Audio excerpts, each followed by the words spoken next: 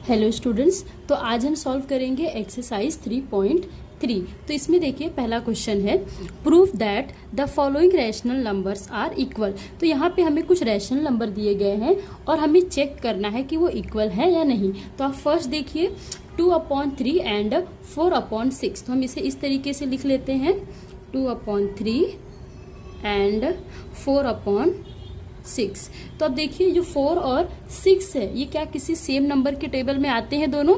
Yes, तो 2 के table में आते हैं। तो ये हो जाएगा 2 2 जा 4, 2 3 जा 6। तो यहाँ पे देखिए ये हो जाएगा 2/3 एंड 2/3। तो इस तरीके से हमने देखा कि ये दोनों क्या है, इक्वल है। तो हम यहाँ पे लिखेंगे therefore 2/3 and 4/6 are equal rational number, are equal rational number।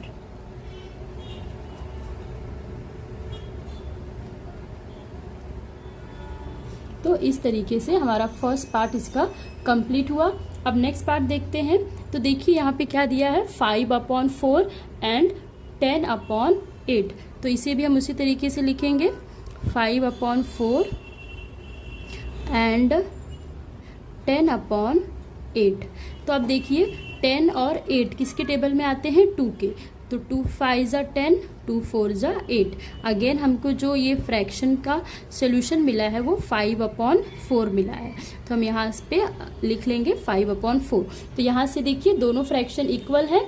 तो अब हम यहाँ पे लिख देंगे therefore 5/4 and 10/8 are equal fraction, are equal rational number लिख दीजिए, आर इक्वल रैशनल नंबर।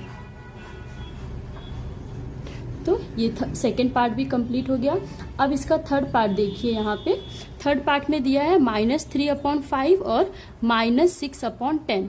तो यहाँ पे मैं इसे भी लिख लूँगी -3/5 एंड ये 6 है तो -6/10।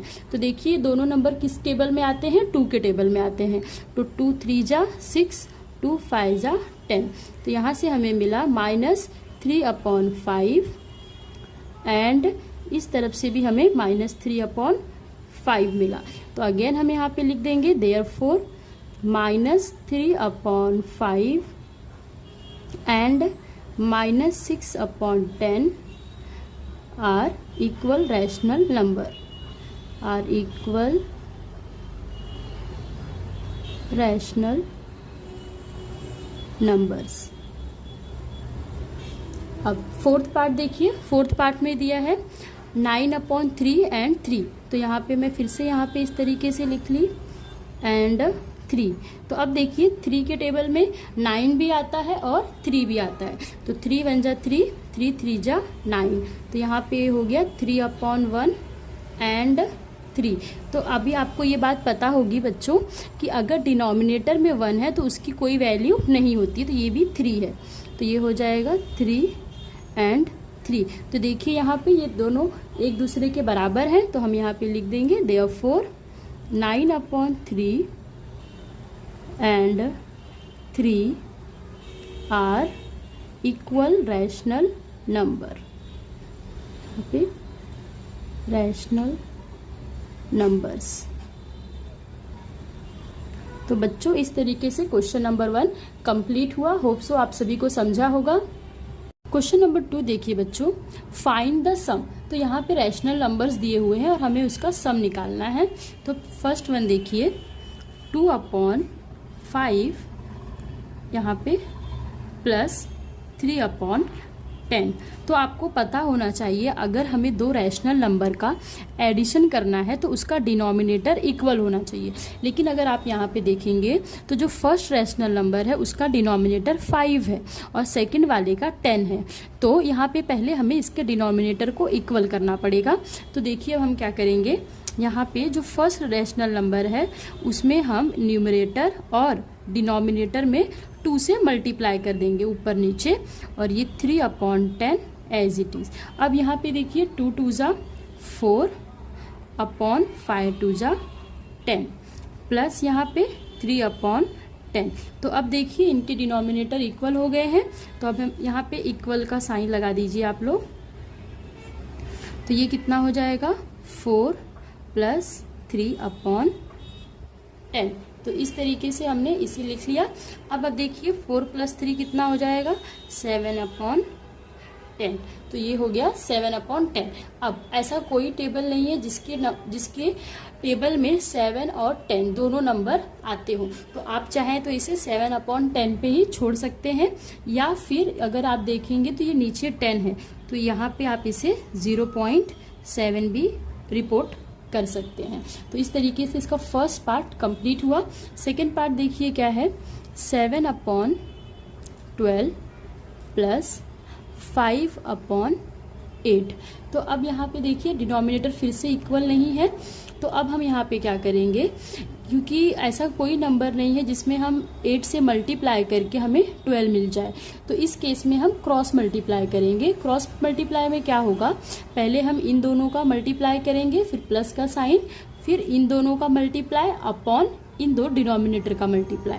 तो देखिए, तो ये हो जाएगा सबसे पहले 7 × 8 प्लस यहाँ पे 12 × 5 अपॉन में 12 × यहाँ पे 8 हो जाएगा।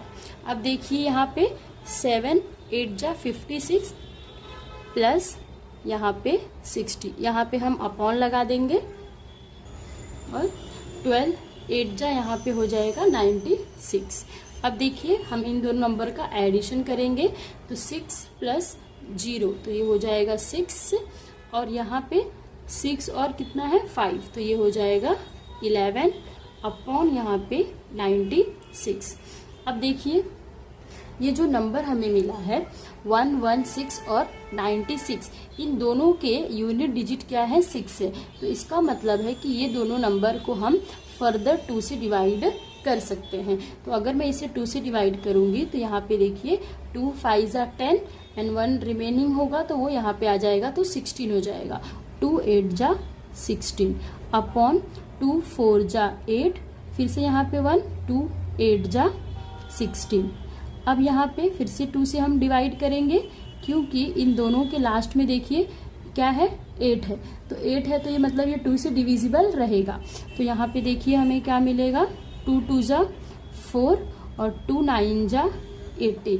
यहाँ पे देखिए 2 2 जा 4 1 रिमेनिंग, तो यहाँ आ जाएगा 2 9 जा 18। अगेन 2 2 जा यहाँ पे 4 हो जाएगा, 2 2 जा 4 और 2 4 जा 8।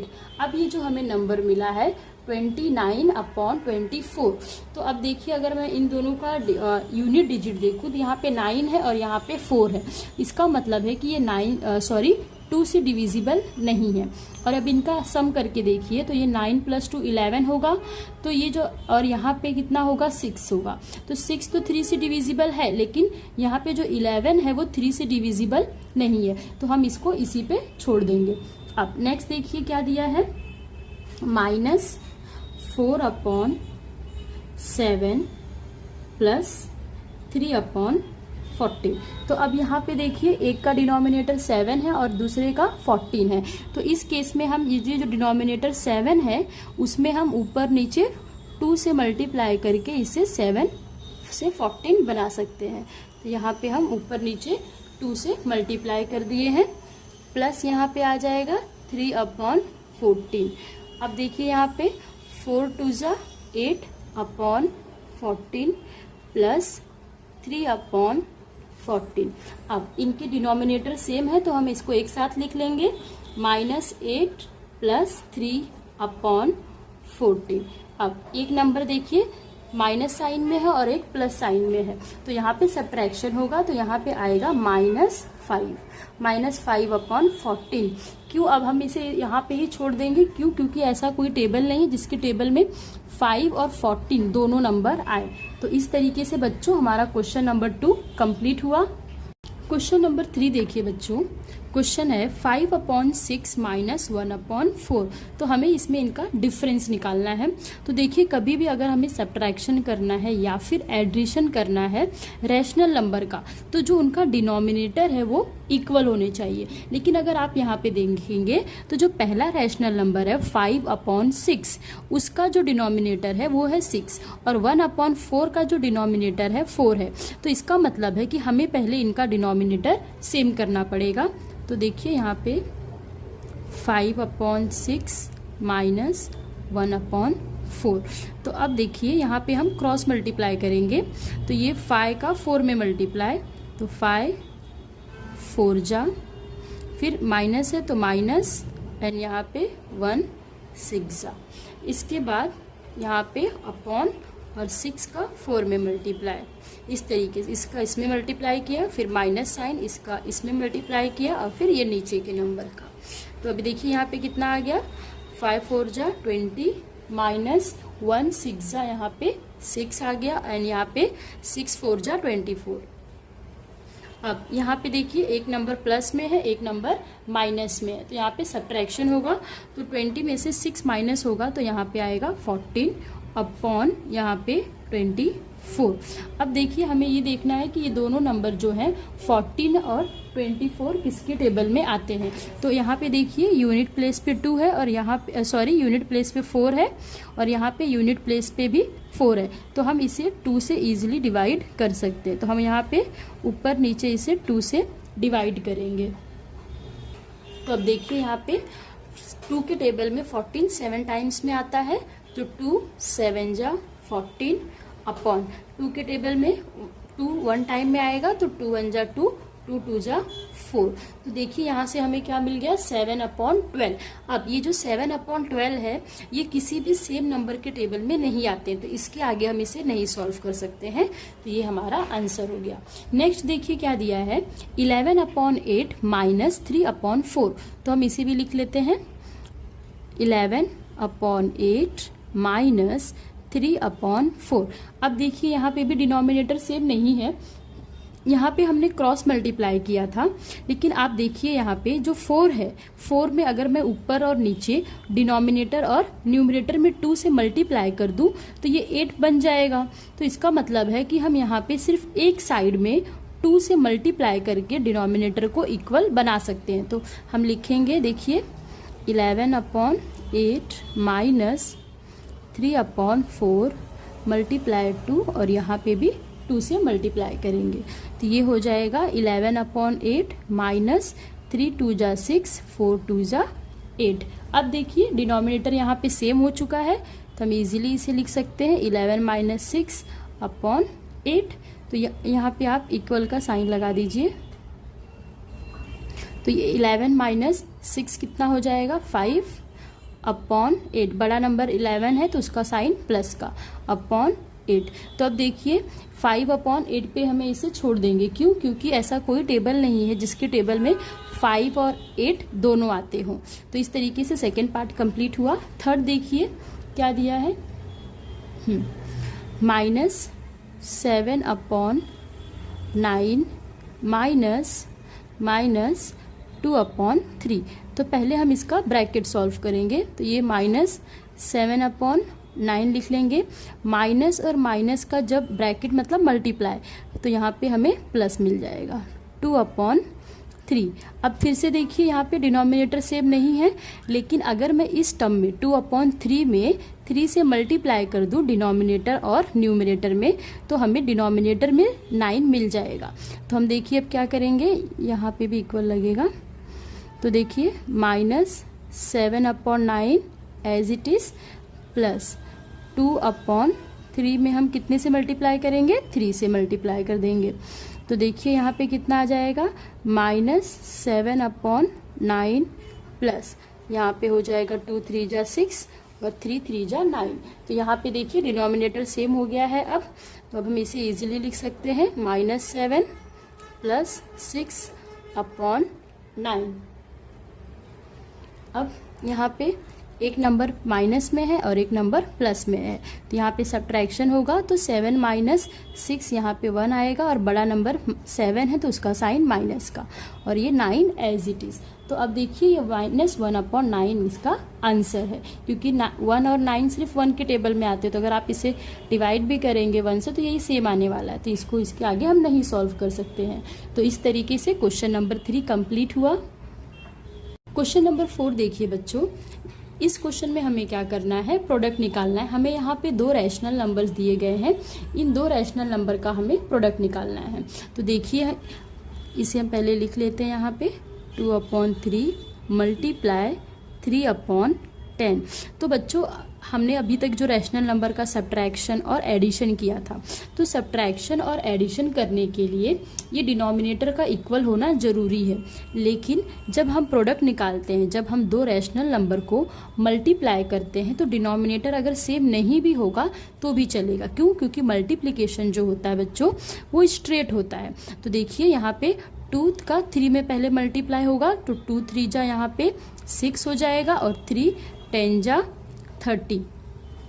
तो ये देखिए अब यहाँ पे कितना आ गया है, 6 हो गया और यहाँ पे कितना हो गया, 30 हो गया। तो अब हम इसे क्या करेंगे, यहाँ लास्ट में भी देखिए 6 है और यहाँ पे भी 0 है, तो आप इसको 2 से भी डिवाइड कर सकते हैं और 3 से भी डिवाइड कर सकते हैं।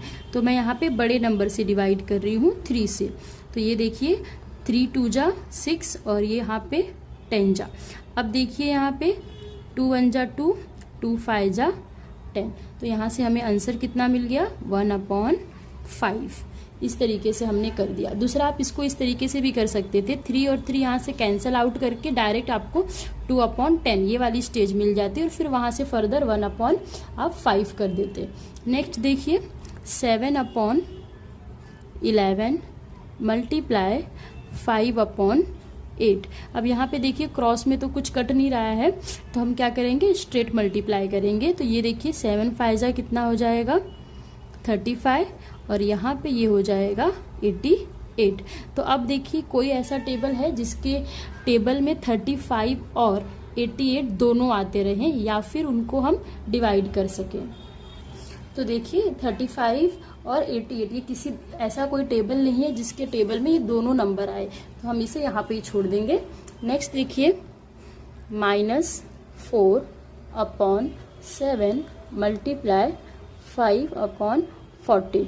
तो अब यहाँ पे देखिए ये जो दोनों नंबर है ये यहाँ पे 2 से डिवाइड हो रहे हैं, तो हम इसे 2 से डिवाइड कर देंगे। तो 2 2 जा 4, 2 7 जा 14। तो अब हम इसे इस तरीके से लिख लेते हैं -2/7 मल्टीप्लाई 5/7। तो ये स्ट्रेट मल्टीप्लिकेशन होगा, तो 2 5 जा 10, तो -10/7 7 जा 49। तो यहाँ पे ये जो हमें नंबर मिला है वो है -10/49 और इसे भी हम फर्दर अब सॉल्व नहीं कर सकते, तो यहाँ पे इसे हम छोड़ देंगे। तो इस तरीके से बच्चों क्वेश्चन नंबर 4 कंप्लीट हुआ। क्वेश्चन नंबर 5 देखिए बच्चों, फाइंड द क्वेश्चन। तो इसमें हमें क्वेश्चन फाइंड करना है, तो ये बेसिकली डिवाइड करना है इसमें। तो देखिए हम कैसे करेंगे, तो पहले मैं फर्स्ट वाला सॉल्व करती हूँ। 2/3 डिवाइड बाय 3/10। तो अब देखिए इसे कैसे करना है, ये 2/3 हम एज इट इज लिखेंगे, ये जो डिवाइड है वो यहाँ पे मल्टीप्लाई हो जाएगा और ये जो 3/10 है ये 10/ यहाँ पे 3 हो जाएगा। इसके बाद देखिए यहाँ पे जो मल्टीप्लिकेशन होता है वो स्ट्रेट होगा, तो 2 10 जा 20 हो जाएगा और यहाँ पे 3 3 जा 9। तो यहाँ से हमें कितना मिल गया, 20/9। नेक्स्ट पार्ट देखिए बच्चों, कितना दिया है, 7/11 डिवाइड 5/8। तो आप इसी भी प्रीवियस की तरह ही करना है, 7/11 और ये डिवाइड का साइन मल्टीप्लाई में हो जाएगा और ये हो जाएगा 8/5, रिवर्स हो जाएगा। तो ये 7 8 जा 56 और यहाँ पे 11 5 जा 55। तो ये आपका फाइनल आंसर है, क्योंकि इसको हम फर्दर डिवाइड नहीं कर सकते। इसका मतलब है ऐसा कोई टेबल नहीं जिसमें ये दोनों नंबर आए। नेक्स्ट देखिए थर्ड, 4/7 डिवाइड 5/14। तो ये भी देखिए यहाँ पे 4/7 हो जाएगा, ये रिवर्स। तो इस तरीके से अब देखिए 7 और 14 एक ही के टेबल में आते हैं, तो यहाँ पे हम 7 1 जा 7, 7 2 जा 14 हो जाएगा। तो -4/1 मल्टीप्लाई 2/5 हो जाएगा। अब यहाँ पे देखिए 4 2 जा 8, तो -8/5। तो यहाँ से इसका आंसर हमें मिला -8/5। तो इस तरीके से क्वेश्चन नंबर 5 कंप्लीट हुआ। क्वेश्चन नंबर 6 देखिए बच्चों, यहाँ पे हमें शो दैट है, मतलब कि ये जो LHS पार्ट है, लेफ्ट हैंड साइड का पार्ट है, वो हमें राइट हैंड साइड के बराबर दिखाना है। तो हम यहाँ पे इस तरीके से लिख लेते हैं पहले LHS। तो हम पहले LHS का पार्ट सॉल्व कर रहे हैं। तो देखिए वो क्या है, 1/2 प्लस 3/4 इंटू 8/3 है। तो पहले हम किसको सॉल्व करेंगे, ब्रैकेट को सॉल्व करेंगे। तो यहाँ पे मैं ऊपर नीचे 2 से मल्टीप्लाई करना पड़ेगा, तो डिनोमिनेटर सेम हो जाएगा।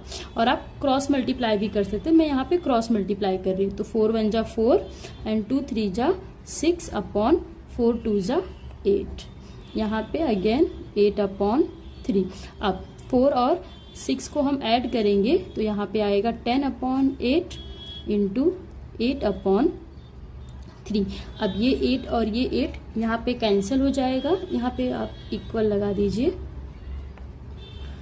ये कैंसिल होके मुझे 10/ यहाँ पे 3 मिला। ये हमारा LHS से मिला है। अब RHS हम देखते हैं। तो देखिए RHS में क्या है, 1/2 मल्टीप्लाई 8/3 प्लस 3/4 इंटू 8/3। तो यहाँ पे देखिए 2 टर्म है, एक ये टर्म है और एक ये टर्म है। अब अगर आप यहाँ पे देखेंगे तो 8/3 यहाँ पर भी है और 8/3 यहाँ पे भी है। तो हम क्या करेंगे, यहाँ पे 8/3 को हम कॉमन ले लेंगे। तो यहाँ पे क्या बचा, 1/2 प्लस यहाँ पे 3/4। तो अब यहाँ पे देखिए ये इस तरीके का ही क्वेश्चन फॉर्म हो गया। 8/3 ब्रैकेट में ये 4 1 जा 4 प्लस 2 3 जा 6/4 2 जा 8। अब यहाँ पे ये 8/3 मल्टीप्लाई 10/8, 4 प्लस 6 10/8 और ब्रैकेट मतलब मल्टीप्लाई। अगेन यहाँ पे देखिए ये 8 कैंसल आउट और यहाँ से मिल गया मुझे 10/3। तो इस तरीके से हम कह सकते हैं कि जो क्वेश्चन दिया है हमें, ये वाला पार्ट इस पार्ट के बराबर है। तो अब यहाँ पे हम लिख देंगे therefore 1/2 plus 3/4 into 8/3 is, sorry यहाँ पे देखिए 8/3 is equal to 1/2 multiply 8/3 plus 3/4 into 8/3। तो इस तरीके से हमने यहाँ पे शो कर दिया कि जो LHS पार्ट है वो RHS के बराबर है। तो क्वेश्चन नंबर 6 कंप्लीट हुआ। क्वेश्चन नंबर 7 देखिए, simplify the following using the distributive property. तो यहाँ पे हमें डिस्ट्रीब्यूटिव प्रॉपर्टी यूज करके ये जो हमें दिया गया है इसे सॉल्व करना है। तो पहले हम ये जान लेते हैं कि डिस्ट्रीब्यूटिव प्रॉपर्टी होती कैसी है। तो ये देखिए, ये इस फॉर्म में देखिए A bracket B minus C। तो इसमें क्या होगा, पहले ये इसके साथ मल्टीप्लाई करेगा तो AC, फिर ये AB, A B के साथ मल्टीप्लाई करेगा तो AB, फिर माइनस, फिर जो ये A है ये C के साथ भी मल्टीप्लाई करेगा तो ये हो जाएगा AC। तो इसी का यूज़ करना है हमें अपने क्वेश्चन में। तो देखिए अब हम इसे क्या कर लेंगे, सबसे पहले इस तरीके से हम इसे लिखेंगे। तो पहले क्वेश्चन लिख लेते हैं हम, 7/9 ब्रैकेट 6/7 माइनस 3/4। अब देखिए यहाँ पे पहला टर्म इसके साथ मल्टीप्लाई करेगा तो 7/9 मल्टीप्लाई 6/7। अब यहाँ पे माइनस आ जाएगा, अगेन 7/9 मल्टीप्लाई 3/4। अब यहाँ पे देखिए मल्टीप्लिकेशन स्ट्रेट होता है, और यहाँ पे देखिए ये 7 7 यहाँ पे कैंसिल हो जाएगा, और 6 है और यहाँ पे 9 है, तो ये दोनों 3 के टेबल में आते हैं। तो ये 3 3 जा 9 और यहाँ पे 3 2 जा 6। तो यहाँ से हमें मिला 2/3। बीच में माइनस है तो माइनस, यहाँ पे देखिए ये तो कैंसिल आउट होगा नहीं, लेकिन ये दोनों टर्म हो रहे हैं। तो 3 1 जा 3 और यहाँ पे 3 3 जा 9। तो यहाँ पे हमें मिल गया 7 1 जा 7/3, 4 जा यहाँ पे देखिए 12। ये जो यहाँ पे डिनोमिनेटर में इसका 3 इस 4 से मल्टीप्लाई हुआ, तो 3 4 जा 12, 7 1 जा 7, और ये माइनस एज इट इज। अब यहाँ पे देखिए इन दोनों के बीच में सब माइनस का साइन है, तो अगर माइनस का साइन है बच्चों तो इसके लिए डिनोमिनेटर का सेम होना जरूरी है, तभी हम सब्ट्रैक्ट कर पाएंगे। तो देखिए यहाँ पे आप क्रॉस मल्टीप्लाई भी कर सकते हैं। तो देखिए ठीक है, क्रॉस मल्टीप्लाई कर लेते हैं। तो यहाँ पे 12 2 जा कितना हो जाएगा 24, माइनस 3 7 जा 21 अपॉन यहाँ पे 12 3 जा, तो ये हो जाएगा 36। अब यहाँ पे देखिए एक नंबर जो है वो प्लस में है और दूसरा नंबर माइनस में है, तो यहाँ पे सब्ट्रैक्शन होगा। तो 24 में से 21 जाएगा तो यहाँ पे कितना बचेगा 3 बचेगा, और बड़ा नंबर प्लस का है तो यहाँ पे प्लस की साइन आएगी। अब हम क्या करेंगे, जो डिनोमिनेटर है हम उसे एज इट इज लिख लेंगे। तो डिनोमिनेटर में कितना है 36 है। अब इसे देखिए आप, यहाँ पे 3 है, 3/36 है, तो ये दोनों 3 से डिवाइड हो जाएंगे, तो 3 1 जा 3। फिर डिनोमिनेटर में भी देखिए यहाँ पे कितना हो जाएगा 3 1 जा 3, 3 2 जा 6। तो इस तरीके से यहाँ पे जो हमें आंसर मिला है वो मिला है 1/12। तो ये आपका बच्चों फाइनल आंसर है। इस तरीके से हमारा क्वेश्चन नंबर 7 जो है वो कंप्लीट हुआ, और ये इम्पॉर्टेंट क्वेश्चन भी है। क्वेश्चन नंबर 8 देखिए बच्चों, इसमें क्या दिया है, find the rational number x such that. हमें यहाँ पे जो ये x है उसकी वैल्यू फाइंड करनी है। तो इसे देखिए हम सबसे पहले क्वेश्चन लिख लेंगे, 5/6 bracket x + 3/5 equal to 5/6 x + 1/2। तो इस तरीके से हमने लिख लिया। अब देखिए यहाँ पे हम इसका मल्टीप्लाई करेंगे, डिस्ट्रीब्यूटिव प्रॉपर्टी अप्लाई करेंगे। तो 5 का x में मल्टीप्लाई होगा तो ये 5x/6 प्लस 5 3 जा यहाँ पे 15 एंड 6 5 जा 30। ये इस तरीके से हो गया। अब इस तरह लिख लीजिए 5/6 x + 1/2। तो यहाँ पे देखिए ये हमने लिख लिया है। अब इसके बाद क्या कीजिए आप, 5/6 x को यहीं पे रहने दीजिए, और यहाँ पे ये जो 5/6 x है बच्चों, अभी यहाँ पे देखिए कितना आ जाएगा प्लस 15 1 जा 15, 15 2 जा 30। तो यहाँ पे भी हमें मिल गया 1/2 इक्वल टू 5/6 x + 1/2। अब देखिए बच्चों यहाँ पे जो लेफ्ट हैंड साइड है वो RHS के तरफ से पूरा इक्वल है, मतलब LHS और RHS आप देखेंगे दोनों हमारा इक्वल आया है। अब बच्चे यहाँ पे कंफ्यूज होते हैं, तो इस केस में हम x की वैल्यू कैसे निकालें, क्योंकि दोनों तरफ तो इक्वल वैल्यूज आ चुकी हैं। अगर यहाँ पे इक्वल वैल्यूज नहीं आती, सपोज ये कुछ और आता, और हाँ अगर ये वैल्यू कुछ और होती तो हम पहले इक्वल टर्म्स को एक तरफ लिख लेते और दूसरे टर्म्स को एक तरफ, और उस तरीके से हम x की वैल्यू निकालते।